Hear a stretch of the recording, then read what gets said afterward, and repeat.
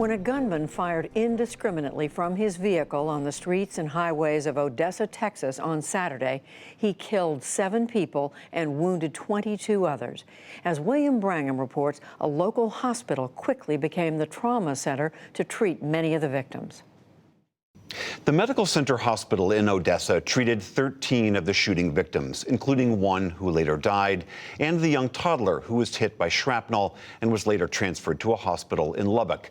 Russell Tippin is the CEO of the Medical Center Health System in Odessa, and he joins me via Skype. Mr. Tippin, thank you very much for being here. Could you just take us back to Saturday and help us understand how that day unfolded for you? Yeah, like probably most everybody else, I was out of town with my family, returning home from the Labor Day weekend. And I just started getting all kinds of messages and calls that there was an incident taking place here in Odessa, and that it was a bad situation. And we just kind of started talking about what our game plan was, started talking about our emergency management plans, and just what we needed to do to, first of all, secure the hospital and protect our employees and get ready for some patients and their families. I mean, as the chief executive of a small hospital, not to mention being a resident of Odessa, hearing that there's a mass shooting underway in your town has got to be the worst nightmare scenario. Well, you know, my first thought was, once I took my first phone call, I laid the phone down, and my family and I in our car just said a quick prayer for the victims and their families, and just that the shooting would stop, and that we would be in the right place at the right time, and that the good Lord would use us to take care of these patients coming in. I mean, this is something nobody wants to hear.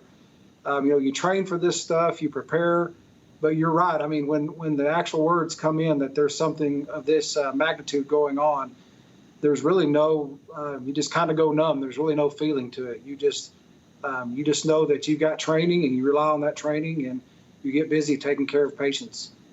On Saturday night at your press conference, you were urging prayers and harmony for the community. What was it you were trying to convey to people at that time? Well, I mean, when you get in times like this, you got to lean on your faith. You got to lean on each other. And my call that night was the same as it is right now: is healing starts with loving each other and with praying for each other, and just being there when people need help.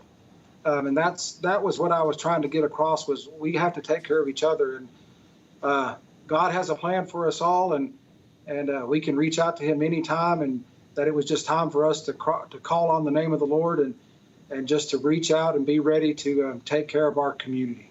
Obviously, this has taken a terrible toll on the victims, those who survived and those who lost their lives.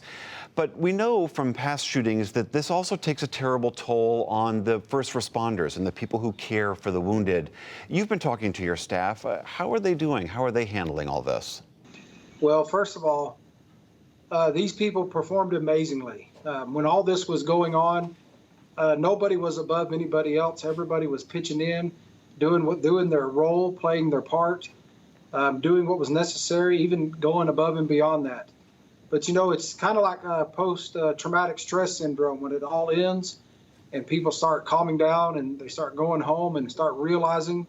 I mean, there was a young lady that was killed in this that's the same age as my daughter, and the same age as a lot of our employees' family. And I think that was very tough from some of our staff to just deal with that. And we've had counselors on site. We've had animals, you know, post-traumatic stress animals on site for our staff, just to be available. So should they have these, you know, these just these symptoms that they're feeling some anxiety, that we have somebody there to help them through this. We've also made that available to the victims and their families as well. I know that several of the victims are still receiving care inside your hospital. Can you just give us a sense of how they're doing now? We do have some folks still in our facility. Most of them are doing well. We have a few labeled as critical. We have some in serious condition.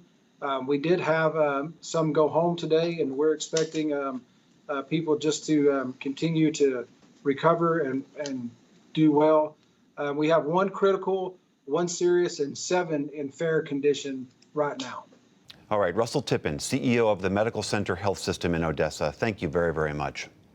Thank you, guys. God bless you. Take care.